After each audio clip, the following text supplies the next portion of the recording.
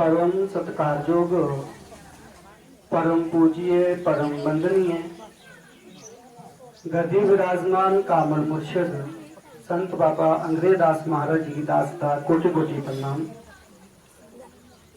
परम सत्कारयोग बाबा जी की प्यारी साध संगत जीओ, राधा स्वामी जी।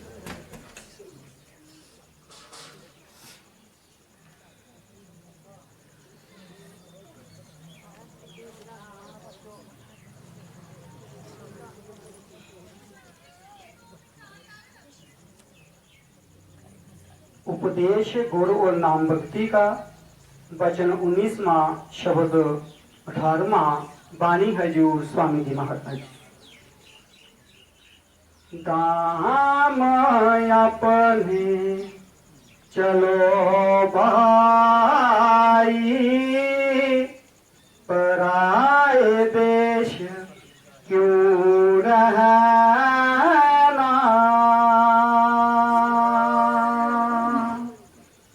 दाम अपने चलो भाई, पराए देश क्यों रहना। बानी हजूर स्वामी जी महाराज जी की पवित्र बानी है। हजूर स्वामी जी महाराज जी भारत देश के अंदर एक बहुत बड़े नाम की कमाई वाले संत आए हैं। आप परम संत सन। 6 साल के बच्चे भजन सिमरन करना शुरू कर दिता।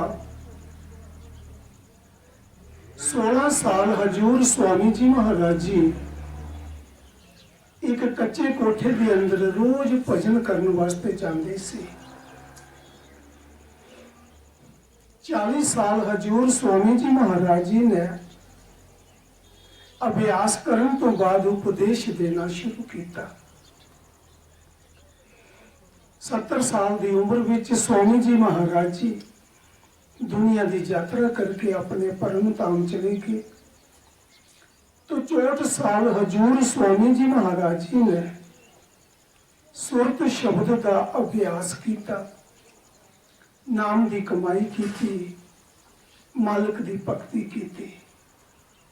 आप अपनी बाणी अंदर बड़ा सुंदर उपदेश दे रहे हैं। ताम अपने चलो भाई, पराए देश क्यों रहना। स्वामी जी महाराज समझा रहे हैं ये पराया देश है। साडा घर जिहड़ा है वो सचखंड देश है। जिस देश तो उतर के आत्मा इस मात लोक दे विच कर्मां दे अनुसार धक्के खा रही है, वो सचखंड देश है साडा। तो स्वामी जी महाराज प्यार नाल समझा रहे हैं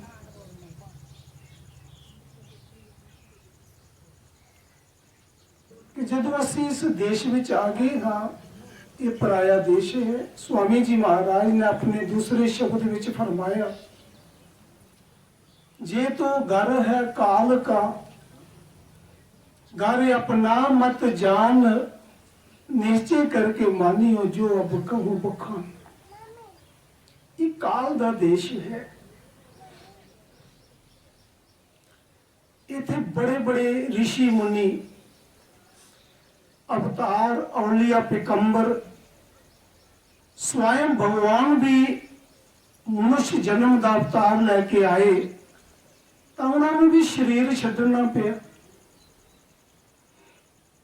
सानू भी एक दिन इथों जाने पैना है। जिस तरह साडे बुजुर्ग चले गए, तो ये साडा घर अपना नहीं है, ये अपना देश नहीं है। तो फिर अपने घर जान का ਤਰੀਕਾ ਜੁਗਤੀ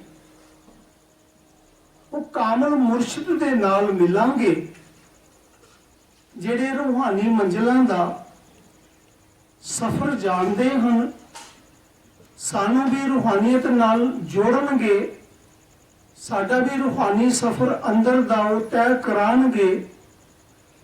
ਉਹ ਸਾਨੂੰ ਜੁਗਤੀ ਦੇਣ ਔਰ ਉਹਨਾਂ ਦੇ ਕਹਿਣੇ ਮੁਤਾਬਕ ਅਸੀਂ ਜੀਵਨ ਬਣਾਈਏ, ਫਿਰ ਸਾਡਾ ਸਫ਼ਰ ਜਿਹੜਾ ਆਪਣੇ ਘਰ ਜਾਣ ਦਾ ਸਫ਼ਰ ਸ਼ੁਰੂ ਹੋ ਜਾਏਗਾ।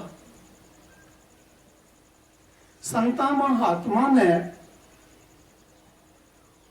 ਇਸੇ ਗੱਲ ਤੇ ਜ਼ਿਆਦਾ ਜ਼ੋਰ ਦਿੱਤਾ ਕਿ ਸੰਤ ਮਹਾਤਮਾ ਦੀ ਸੰਗਤ ਕਰਾਂਗੇ ਤੇ ਉਹ ਸਾਨੂੰ ਜੋੜਨਗੇ।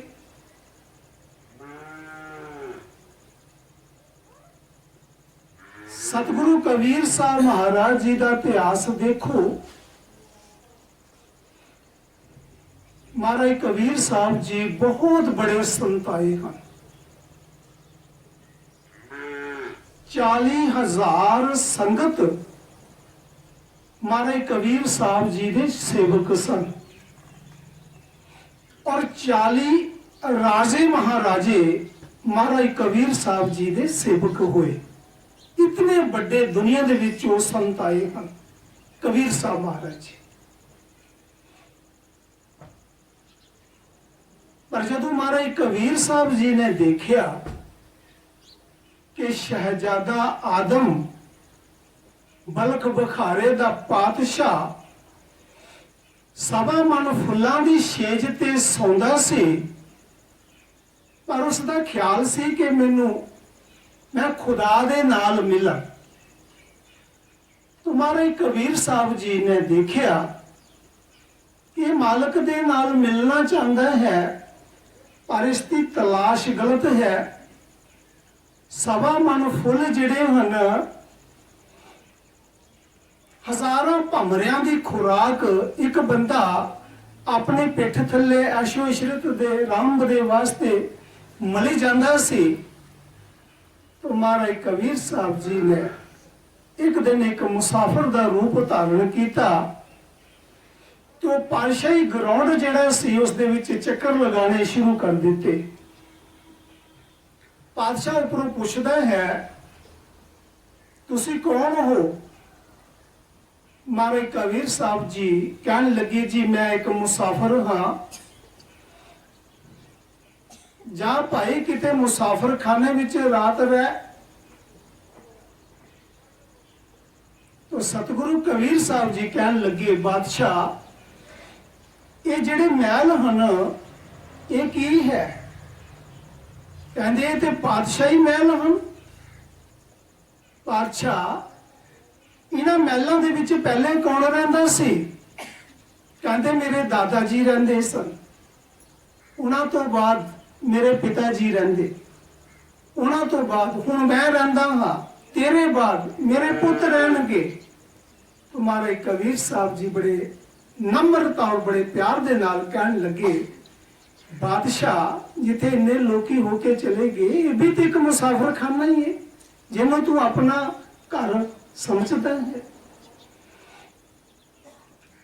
पर इतने बचन कह के महाराज कबीर साहब जी उथे लोप हो गए। वो शब्द स्वरूप विच गए सी कि जीव नूं समझाउण वास्ते। बादशाह नूं चिंता लग गई, एक बंदा आया मैनू मीना मार के चले गया। फिर बादशाही नशा से भुल गया। तो हमारे कबीर साहब जी ने अंतर ध्यान लगा के देखा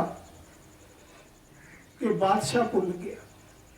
हमारे कबीर साहब जी फिर एक सलवान का रूप धारण करके उस ग्राउंड के विच चक्कर लगाने शुरू कर दिते। बादशाह पूछता, तुसी कौन हो? कहता, जी मैं एक सलवान हाँ, मेरे ऊंट गुआचे हाँ। जा भाई किते जंगल विच अपने ऊंटां नूं लभ। ਕਹਿੰਦੇ ਬਾਦਸ਼ਾਹ ਜੇ ਮੇਰੇ ਊਂਟ ਜੰਗਲ ਵਿੱਚ ਲੱਭਣਗੇ ਤੇ ਤੈਨੂੰ ਵੀ ਖੁਦਾ 1.25 ਮਣ ਫੁੱਲਾਂ ਦੀ ਛੇਜ ਤੇ ਨਹੀਂ ਮਿਲਣ ਲੱਗਾ। ਇਤਨੇ ਵਚਨ ਕਹਿ ਕੇ ਮਹਾਰਾਜ ਕਬੀਰ ਸਾਹਿਬ ਜੀ ਫਿਰ ਲੋਪ ਹੋ ਗਏ। ਬਾਦਸ਼ਾਹ ਨੂੰ ਫਿਰ ਚਿੰਤਾ ਲੱਗ ਗਈ। ਕਈ ਦਿਨ ਸੋਚਦਾ ਰਿਹਾ, ਪਰ ਮਹਾਰਾਜ ਕਬੀਰ ਸਾਹਿਬ ਜੀ ਨੇ ਫਿਰ ਅੰਤਰ ਧਿਆਨ ਲਗਾ ਕੇ ਦੇਖਿਆ ਕਿ ਬਾਦਸ਼ਾਹ ਤੇ ਭੁੱਲ ਗਏ। ਮਹਾਰਾਜ ਕਬੀਰ ਸਾਹਿਬ ਜੀ ਨੇ ਉਹ ਜਿਹੜੀ ਗੋਲੀ ਮਹਾਰਾਜ ਦੀ ਫੁੱਲਾਂ ਦੀ ਛੇਜ ਲਗਾਉਂਦੀ ਸੀ, ਉਸ ਦੇ ਮਨ ਵਿੱਚ ਫੁਰਨਾ ਪਾ ਦਿੱਤਾ ਕਿ ਜਦੋਂ ਬਾਦਸ਼ਾਹ ਆਪਣੇ ਦਰਬਾਰ ਵਿੱਚ ਚਲੇ ਜਾਏਗਾ ਤਾਂ ਮੈਂ ਇਹਨਾਂ ਫੁੱਲਾਂ ਦੀ ਛੇਜ ਤੇ ਸੌਂ ਕੇ ਦੇਖਣਾ ਕਿ ਕਿਤਨਾ ਕੁ ਨਜ਼ਾਰਾ ਆਂਦਾ। ਮੈਂ ਸਾਰੀ ਜ਼ਿੰਦਗੀ ਫੁੱਲਾਂ ਦੀ ਛੇਜ ਲਗਾਉਂਦਿਆਂ ਹੋਇਆ, ਪਰ ਮੈਂ ਕਦੀ ਸੁੱਤੀ ਨਹੀਂ। ਬਾਦਸ਼ਾਹ ਦਰਬਾਰ ਵਿੱਚ ਚਲੇ ਗਏ, ਉਹ ਲੜਕੀ ਉਹਨਾਂ ਫੁੱਲਾਂ ਦੀ ਛੇਜ ਤੇ ਸੌਂ ਗਈ। ਉਹ ਫੁੱਲਾਂ ਦੀ ਛੇਜ ਸੀ, ਸੌਂਦੇ ਹੀ ਉਹਨੂੰ ਨੀਂਦ ਆ ਗਈ।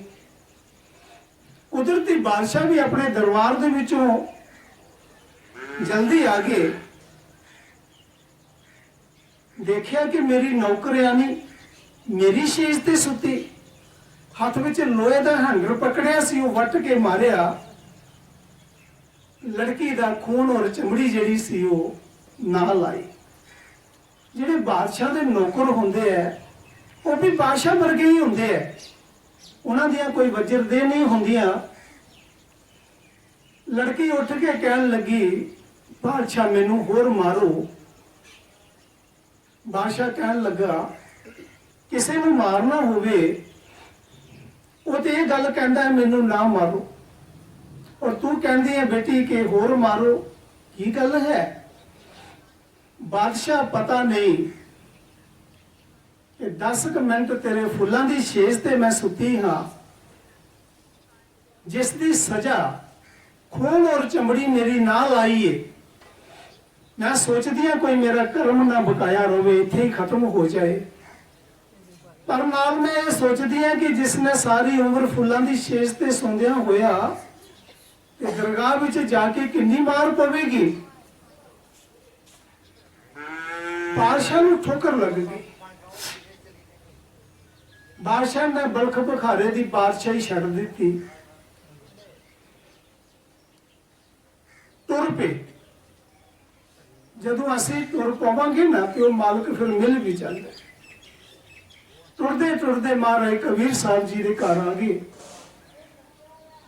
ਮਹਾਰਾਜ ਕਬੀਰ ਸਾਹਿਬ ਜੀ ਜਿਹੜੇ ਸਨ ਬੜੇ ਗਰੀਬ ਫਕੀਰ ਸਨ, ਅਤੇ ਆਸ ਦੱਸਦਾ ਕਈ ਵਾਰ ਮਹਾਰਾਜ ਕਬੀਰ ਸਾਹਿਬ ਦੇ ਘਰ ਰੋਟੀ ਖਾਣ ਵਾਸਤੇ ਨਹੀਂ ਸੀ ਹੁੰਦੀ। ਉਹ ਚਨੇ ਚੱਬ ਕੇ ਪਾਣੀ ਪੀ ਕੇ ਤੇ ਰਾਮ ਨਾਮ ਦਾ ਸਿਮਰਨ ਕਰਦੇ ਸੀ। ਕਬੀਰ ਸਾਹਿਬ ਦੇ ਘਰ ਸੇਵਾਦਾਰ ਬਣ ਗਿਆ, ਸੇਵਾ ਕਰਨ ਲੱਗ ਪਿਆ। 6 ਸਾਲ ਸ਼ਹਿਜ਼ਾਦਾ ਆਦਮ ਮਹਾਰਾਜ ਕਬੀਰ ਸਾਹਿਬ ਜੀ ਦੀ ਸੇਵਾ ਕਰ ਰਿਹਾ ਹੈ। ਦੇਖੋ ਬਾਣੀ ਸਾਨੂੰ ਕੀ ਦੱਸ ਰਹੀ ਔਰ ਅਸੀਂ ਕਿੱਧਰ ਜਾ ਰਹੇ ਹਾਂ। 6 ਸਾਲ ਗੁਰੂ ਦੀ ਸੰਗਤ ਕੀਤੀ, ਸੰਤ ਦੀ ਸੰਗਤ ਕੀਤੀ, ਦਿਨ ਰਾਤ ਮਹਾਰਾਜ ਦੀ ਸੇਵਾ ਕਰਨੀ, ਰੋਜ਼ ਦਰਸ਼ਨ ਕਰਨੇ ਮਹਾਰਾਜ ਕਬੀਰ ਸਾਹਿਬ ਜੀ ਦੇ। ਜਿਸ ਤਰ੍ਹਾਂ ਮਹਾਰਾਜ ਰਹਿੰਦੇ ਸੀ ਇਸ ਤਰ੍ਹਾਂ ਬਲਖ ਬੁਖਾਰੇ ਦਾ ਬਾਦਸ਼ਾਹ ਰਹਿੰਦਾ ਸੀ। ਪਰ ਇਹ ਬੀਬੀਆਂ ਜਿਹੜੀਆਂ ਹੁੰਦੀਆਂ ਇਹਨਾਂ ਦਾ ਚਿੱਤ ਬੜਾ ਕੋਮਲ ਹੁੰਦਾ। ਤਾਂ ਮਾਤਾ ਲੋਈ ਕਹਿਣ ਲੱਗੀ, ਸਵਾਮੀ ਜੀ ਅਸੀਂ ਗਰੀਬ ਫਕੀਰ ਹਾਂ, ਇਹ ਬਲਖ ਬੁਖਾਰੇ ਦਾ ਬਾਦਸ਼ਾਹ ਸਾਡੀ ਸੇਵਾ ਕਰ ਰਿਹਾ, ਇਸ ਨੂੰ ਨਾਮ ਦਾਨ ਦੇ ਦਿਓ। ਤਾਂ ਮਹਾਰਾਜ ਕਬੀਰ ਸਾਹਿਬ ਜੀ ਕਹਿਣ ਲੱਗੇ, ਲੋਈਏ ਅਜੇ ਨਾਮ ਦੇ ਲਾਇਕ ਨਹੀਂ ਹੋਇਆ।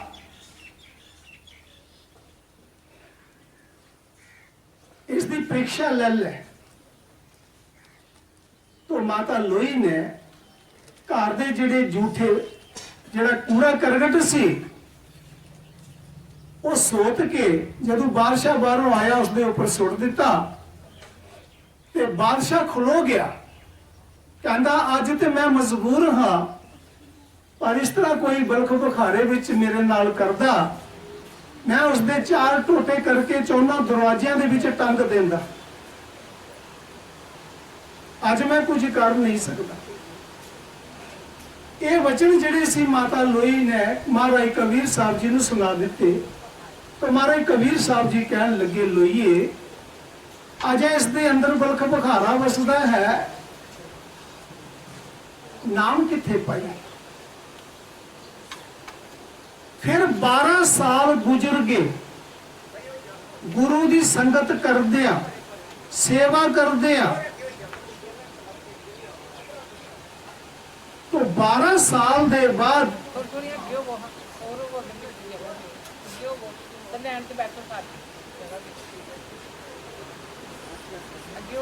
महाराज कबीर साहब जी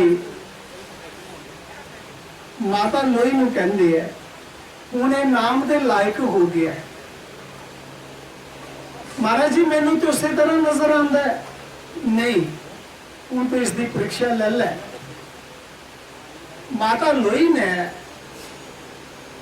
ਜਿਹੜੇ ਘਰ ਦੇ ਝੂਠੇ ਬਰਤਨ ਸੀ ਉਹਨਾਂ ਦਾ ਪਾਣੀ ਜਦੋਂ ਸ਼ਹਿਜ਼ਾਦਾ ਆਦਮ ਬਾਹਰੋਂ ਆ ਰਿਹਾ ਸੀ ਤੇ ਲਾਂਬਾ ਹੋ ਕੇ ਮਾਤਾ ਲੋਈ ਨੇ ਝੂਠੇ ਬਰਤਨਾਂ ਦਾ ਪਾਣੀ ਬਾਦਸ਼ਾਹ ਦੇ ਉੱਪਰ ਸੁੱਟ ਦਿੱਤਾ ਤੇ ਬਾਦਸ਼ਾਹ ਖਲੋ ਗਿਆ। ਉਸ ਦੇ ਅੰਦਰ हंकार मैं खत्म हो गई सी। 12 साल गुरु की सेवा कर दे खलो के कहन लगा कि अज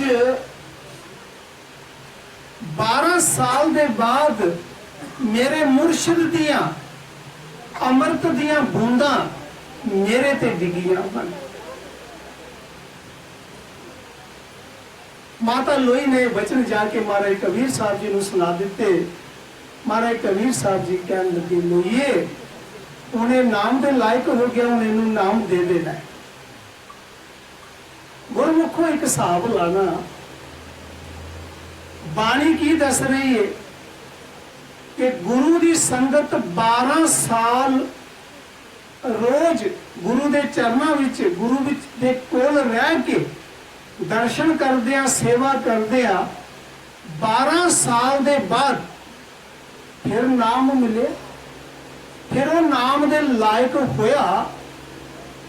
ते असी जेड़े गुरु कोल चले जाते हाँ, गुरु महाराज जी नाम दिओ ते गुरु महाराज जी नाम दे देंदे है। बोलो नाम साडे ते की असर करेगा? पहली जमीन बाई ही नहीं, बीज बीजन के काबिल होई ही नहीं और बीज सुट दिता। बोलो इस तरह पौधा बढ़ेगा? बाणी की दस रही है और असी किधर जा रहे? जितना चिर असी संता महात्मा की संगत नहीं करते हाँ, संतां की शरण विच नहीं आते हाँ, संता महात्मा की रहमत नहीं लेंदे हाँ, ये जीव नाम दे लायक नहीं बनता है।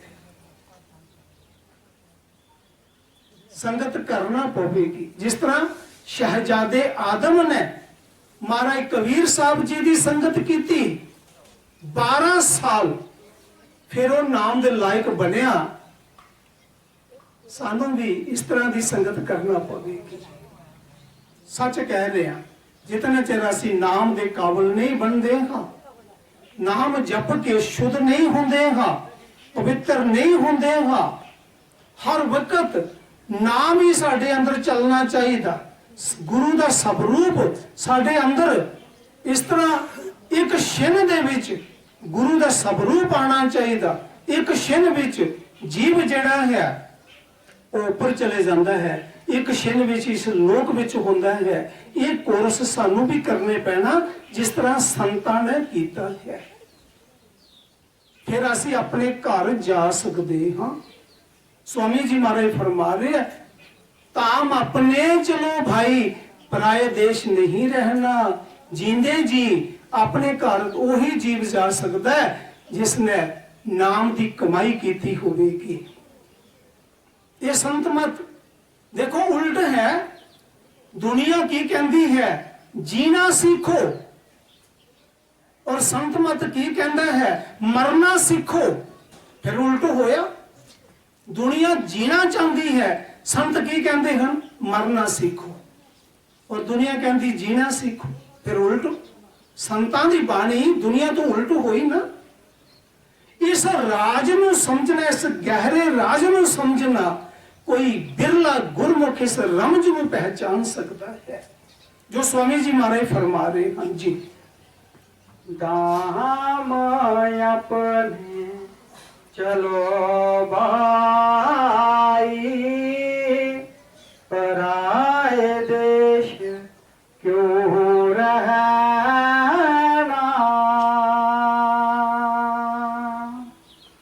काम अपना करो जाई, पराए काम नहीं फसाना। गुरु जी बड़े प्यार दे नाल समझा रहे हैं, काम अपना करो जाई, पराए काम नहीं फसना। जो संसार दे असी काम कर रहे हाँ, हर जीव अपना काम समझदा है। कोई नौकरी कर रहा, कोई दिहाड़ी लगा रहा, कोई जिम्मेदारी कर रहा, कोई बिजनेस कर रहा, कोई दुकानदारी कर रहा, अपना काम समझते हैं। और संत की कह रहे हैं कि भाई ये पराए कामां विच तू लग्या है, ये तेरा अपना काम नहीं। संत पराया काम कह रहे हैं, असी अपना करके कर रहे हैं। और संत की कहते हैं कि अपना काज करो। अपना काज की है? मालिक दी बंदगी। देखो मुफ्त दा सौदा है, कोई पैसा नहीं लगता, कोई धेला नहीं लगता, किते जान की जरूरत नहीं, बस काम काज कर दिया, नौकरी कर दिया, बच्चों विच परिवार में पाल दिया, रोटी बना दिया, आटा गुन दिया, बस सिमरन कर।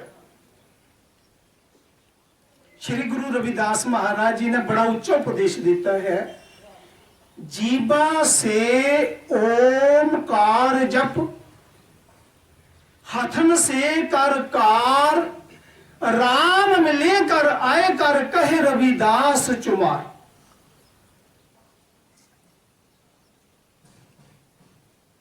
संत की समझा रहे, बस सिमरन करो, काम काज दुनिया दे करो, काम काज कर दिया,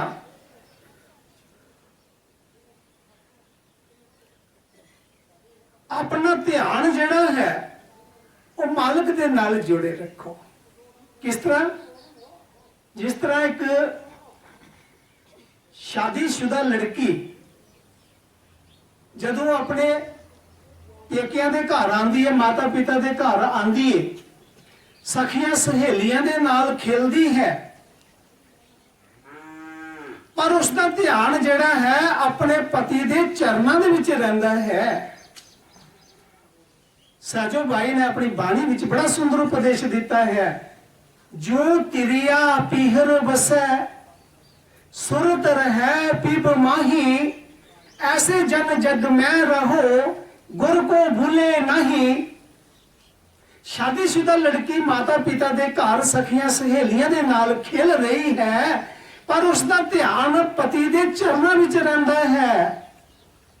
इसी तरह असी दुनिया दे कारोबार, बाल बच्चियां नूं पढ़ाना लिखाना, शादियां करनियां, मकान बनाने, नौकरी करनी, दुकानदारी करनी, बिजनेस करना, सारे काम काज करदिया साडा ध्यान जिहड़ा है वो मालिक दे चरनां विच रहना चाहिए है। सुरत रहे तिब माही। देखो कोई पैसा नहीं लगता, मुफ्त सौदा, फिर भी असी नाम नहीं कमा रहे और बार बार दौड़ी जाते। ਅੱਜ ਤੱਕ ਜਿਸ ਨੂੰ ਵੀ ਮਿਲਿਆ ਆਪਣੇ ਅੰਦਰੋਂ ਹੀ ਮਿਲਿਆ ਮਾਲਕ। बड़े बड़े ऋषि मुनि संता महात्मा का उपदेश है कि जदों भी मालक मिलेगा इस शरीर दे विचों ही मिलेगा, पर इस दे अंदर बढ़ के तलाश करने पैनी है। सारिਆਂ ਨੂੰ पता है कि दुध दे अंदर घ्यो है, पर जुगती दे बिना घ्यो दुध विचों निकल नहीं सकता। दुध काढ़ लावांगे, उसका जाग लगावांगे, जदों दही हो जाएगा फिर बीबी कोई समझदार होनी चाहिए जेड़ी मौसम के हिसाब नाल तत्ता ठंडा पानी पा के उसनूं रिड़क के उस दे विचों फिर मक्खन निकलेगा, फिर मक्खन नूं काढ़ना है, फिर घ्यो बनदा, फिर रतन बन गया, फिर अमृत बन गया। दुध तुसी एक दिन तो ज्यादा नहीं रख सकते, दुध खराब हो जाएगा। पर घ्यो जदों बन जाता है तो तुसी सालां दे हिसाब रखते हो, घ्यो कभी खराब नहीं होता, क्योंकि वो अमृत बन गया, वो सच्चे सार विच आ गया। तो इसे तरह वो मालक जिहड़ा है साडे अंदर वसदा है। बाबा बुल्ले शाह ने बाणी च की फरमाया, बुल्लिया रब एवें बसदा जिवें आटे दे विच लूण।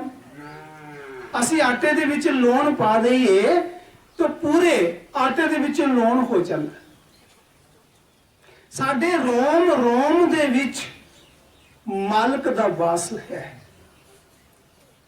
ध्यान देना, कई लोकी कहंदे रब नीले आसमानां ते रहिंदा जी, कई लोकी कहंदे रब अंदर रहिंदा जी, कई लोकी कहंदे रब बाहर रहिंदा जी। ज्ञान नहीं, जिन्हां नूं ज्ञान हो गया वो की कहंदे हैं कि रब किथे रहिंदा। जिस तरह एक पानी दे विच पानी दा एक बुलबुला उठदा है, वो जिहड़ा बुलबुला है, जिहड़ा रिश्ता पानी दे नाल उसदा है, वो रिश्ता साडा रब दे नाल है।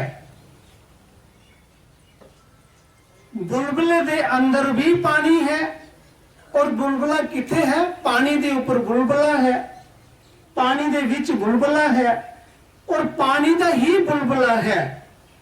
इस तरह रब साडे रोम रोम दे विच रहिंदा है। रब तो बिना असी है ही नहीं, पर पहचान नहीं करते, नहीं तो ये रब ही रब है। रोम रोम विच रब वसदा है।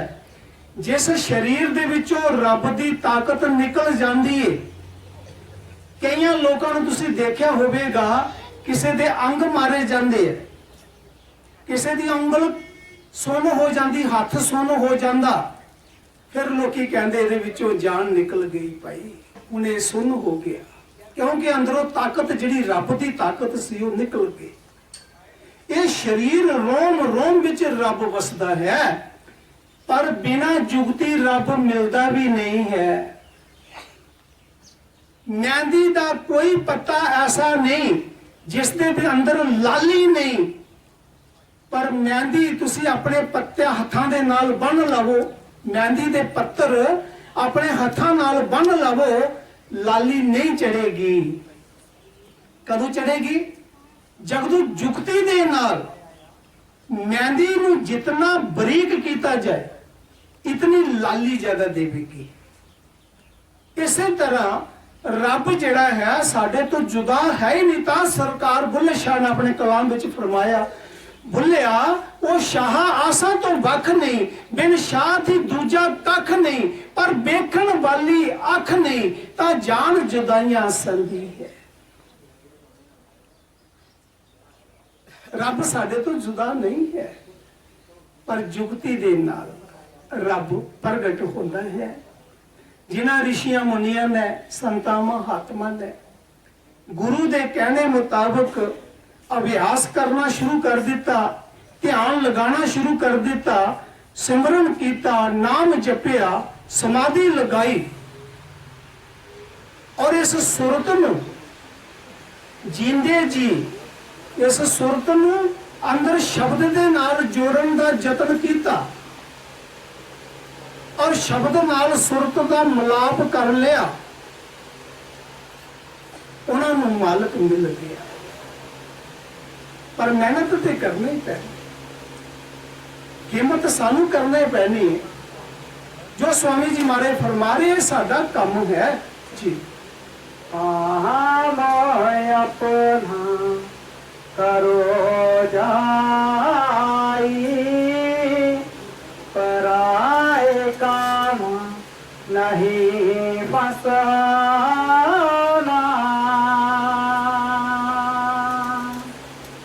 नाम गुर का संभाले चाल,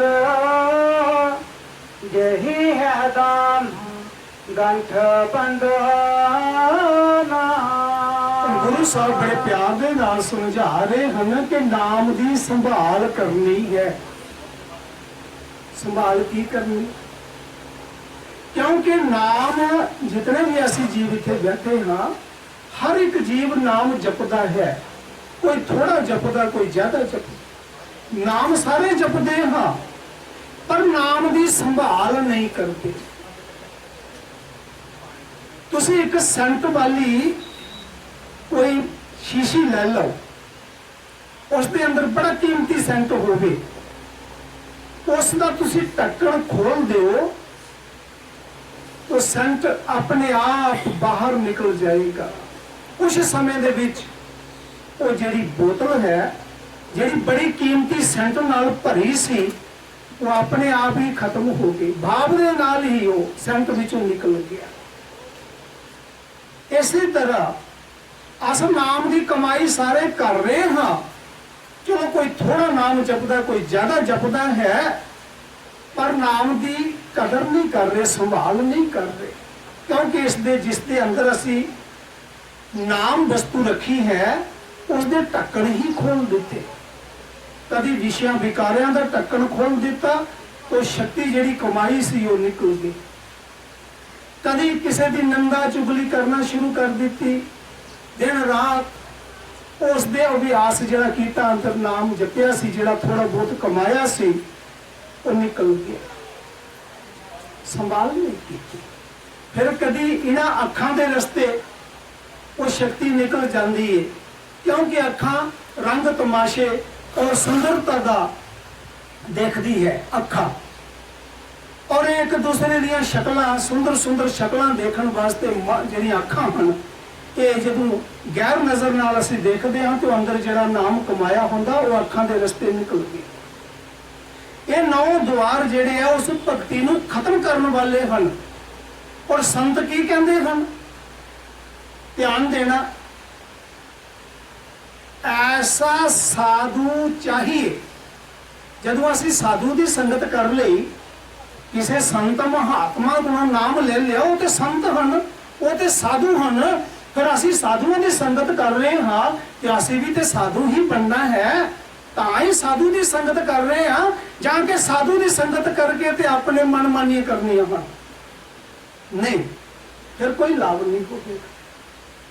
ऐसा साधु चाहिए, ना दुखे ना दुखाए, फल फूल छेड़े नहीं, रहे बगीचे माही।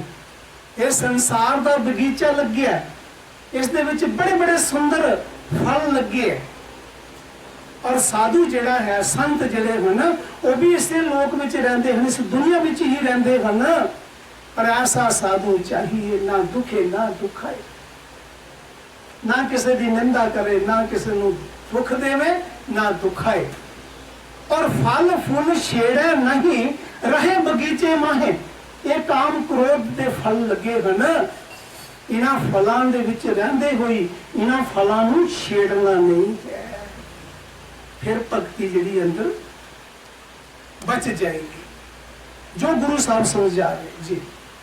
नाम गुर का संभाले चालो, यही है बंधना जगत का रंग सब मैला दुलाले मान जे कहना। गुरु साहब जी बड़े प्यार ਦੇ ਨਾਲ ਸਮਝਾ ਰਹੇ ਹੈ ਕਿ ਇਹ ਸਾਰੇ ਸੰਸਾਰ ਦਾ ਰੰਗ ਮੈਲਾ ਹੈ ਔਰ ਇਸ ਨੂੰ ਇਹ ਜਿਹੜਾ ਅਸੀਂ ਇਸ ਰੰਗ ਵਿੱਚ ਬੈਠ ਕੇ ਮਾਣ ਕਰਦੇ ਹਾਂ ਭਾਵ ਹੰਕਾਰ ਲੈ ਲੈਂਦੇ ਹਾਂ ਹੈ ਕੁਝ ਵੀ ਨਹੀਂ ਪਰ ਮਨ ਵਿੱਚ ਹੰਕਾਰ ਬਹੁਤ।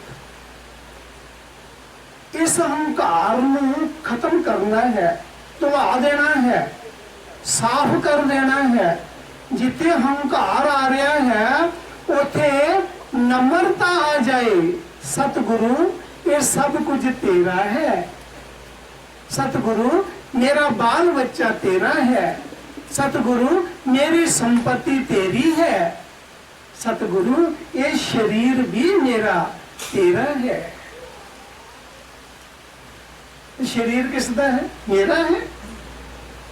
अच्छा जे मेरा होंदा बोलो कोई आदमी बुढ़ा होने वास्ते राजी होवेगा?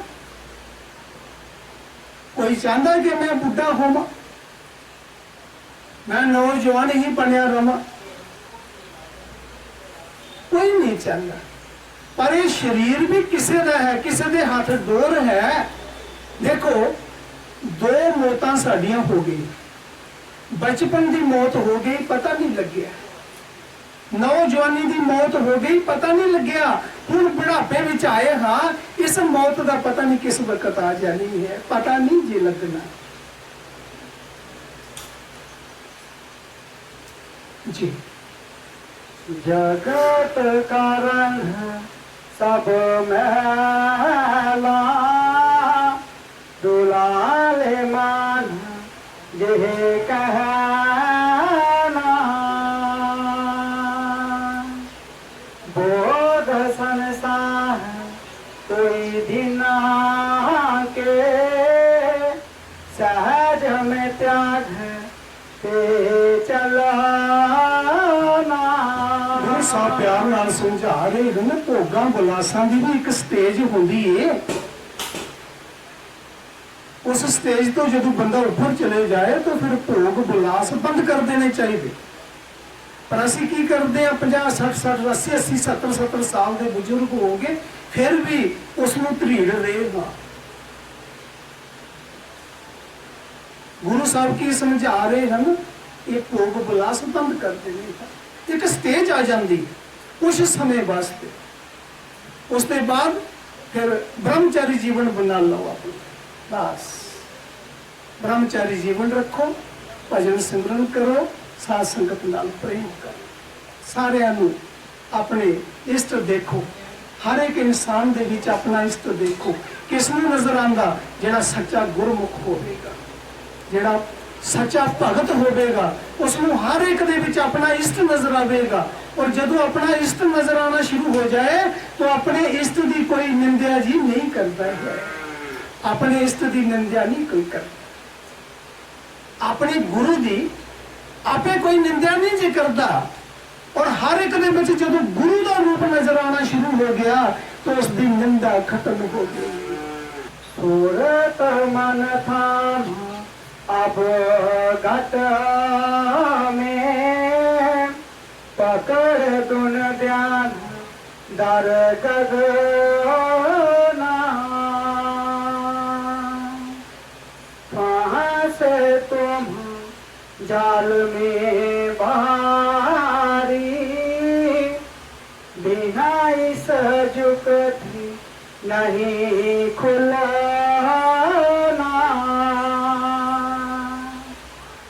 गोरे आबाद कर कहते मान जे बात चित डरना।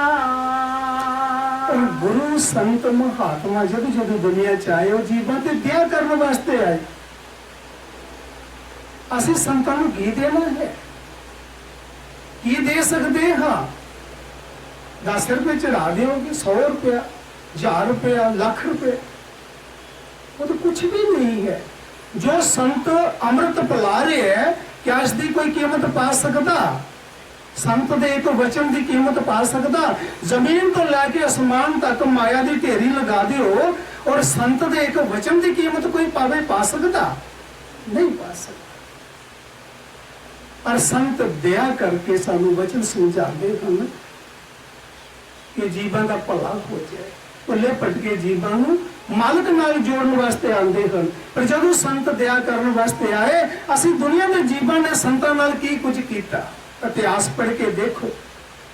प्रभु श्री रामचंद्र महाराज जी आए, दुनिया के जीवन ने बना विच भेज दिता, बना विच जाके भी सुख का साह नहीं लैन दिता।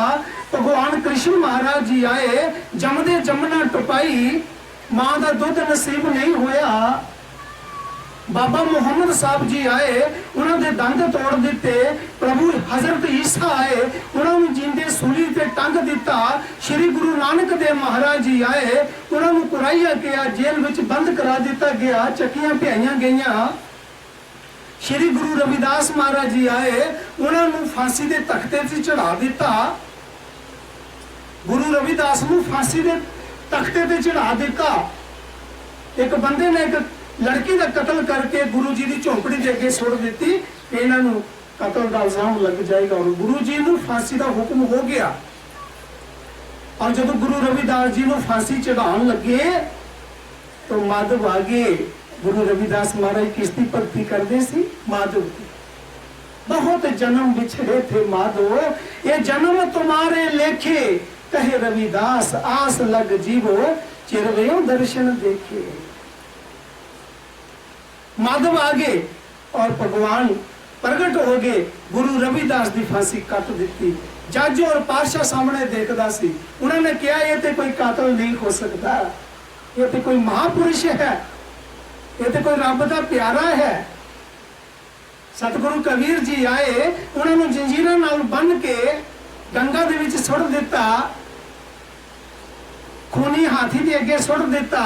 अंकुश लगान ते भी हाथी ने मारे कबीर साहब जी ने कुछ लिया नहीं, मत्था टेक के जंगल की तरफ दौड़ गया।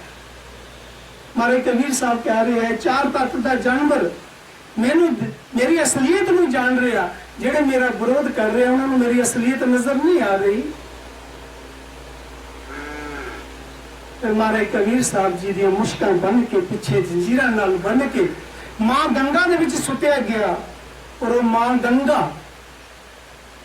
देव शक्ति प्रगट हो गई। मां गंगा ने मारे कबीर साहब ने जंजीर तोड़ दिते और किनारे ते लगा दिता। श्री गुरु ग्रंथ साहब विच मारे कबीर साहब जी अपनी बाणी लिख रहे हैं, गंगा की लहर टूटी जंजीर, मृगशाला पर बैठे कबीर। बड़े कमाल की गल है, जिहड़ियां लहरां इंसान को डुबो लैंदियां हन, उन्हां लहरां ने मेरे जंजीर तोड़ के किनारे ते लगा दिता। जदों जदों संत आए, असी संतां नाल प्रेम करना सी, प्यार करना सी, रहमतां लैणियां सी, नफरतां करना शुरू कर दी। तो गुरु साहब समझा रहे हैं, बड़ा उच्चा उपदेश है जी। गोरया बदया कर कहते, मान जे बात चित करना,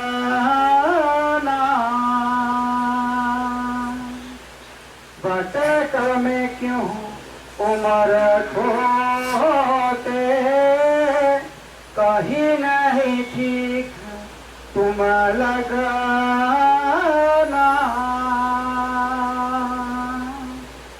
बस तो माया है नाना में, सिमट कर एक जहाँ हो ना, दूर जे दूर हो जावे, दृष्टि जोत में डरना,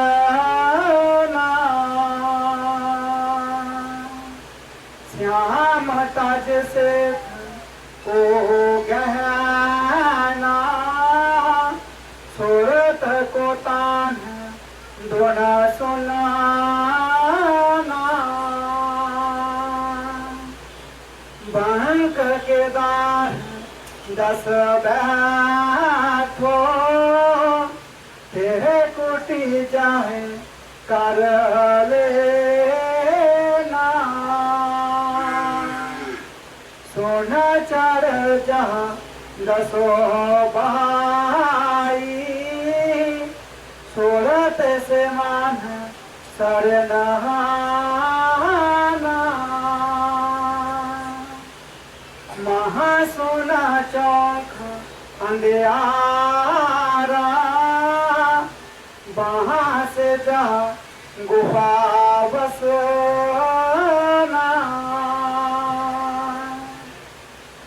लोक चौथे चलो सच के गहो बह जाए दोना बीना अलाख अगम के पारा अजब एक महल दिखलाना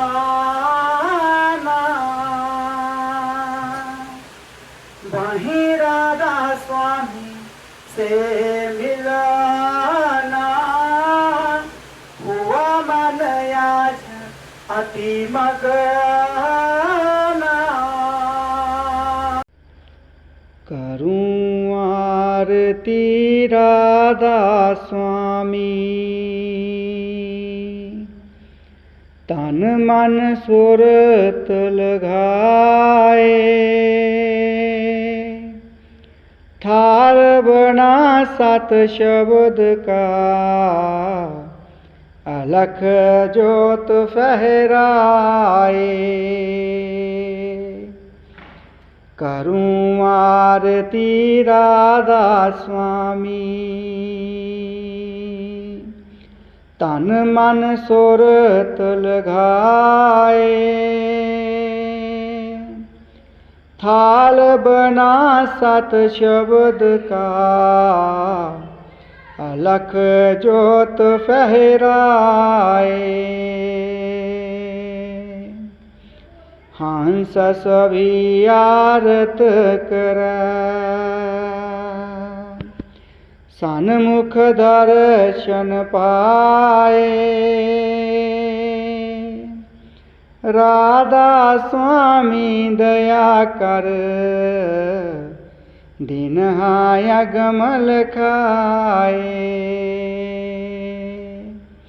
अनहद धुन घंटा बजे शंख बजा मृदंग ओमकार मंडल बंधा मेघनाद गर्जंत सुन मढ़ल दुन सारंगी